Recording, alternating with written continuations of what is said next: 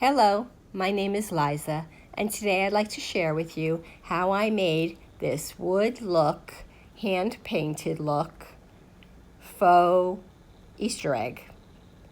The video really doesn't do it justice. In person, it does look absolutely gorgeous, even if I do say so myself. And if somebody were to look at it as a non-DollarTree person, they would never know that it was actually made with a plastic $1 fillable Easter egg. There were some things that I did wrong, so I only left the things that work in this video, and if you follow my video, you should have no problem making this one as well.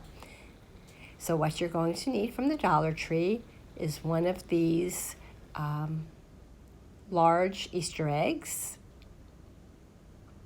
You're going to need a napkin. This one is from Pioneer Woman from Walmart. Some nautical rope. I used a lid from an old vitamin jar because I save things. I'm a hoarder.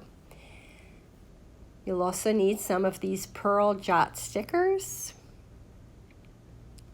some spray paint, some stain, some Mod Podge, and some polyacrylic.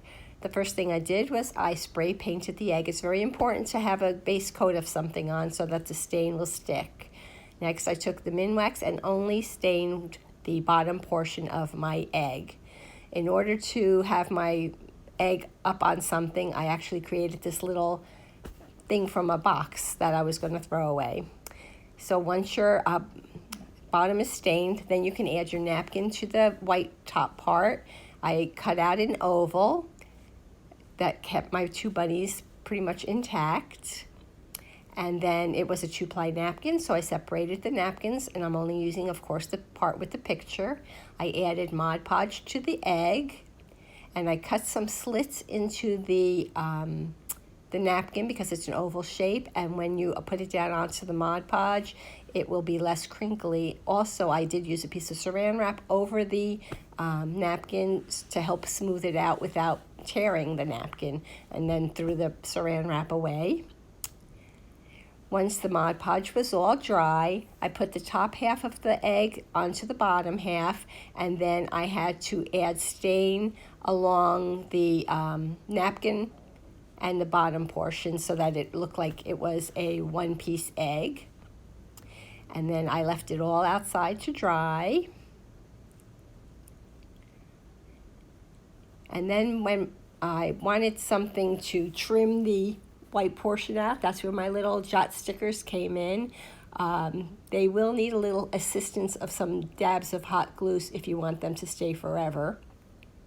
And then I wanted to make a base for my egg so that it would stand up, and I used my vitamin bottle top, and I just added some nautical rope to the bottom of it, and I went all the way around, and when I got to the top, instead of gluing it onto the lid, I glued it more onto the rope so it had a wider base, and now my egg is able to stand up and is now part of my Easter display. I'm very excited about how this turned out. I wish you could come to my house to see it in person.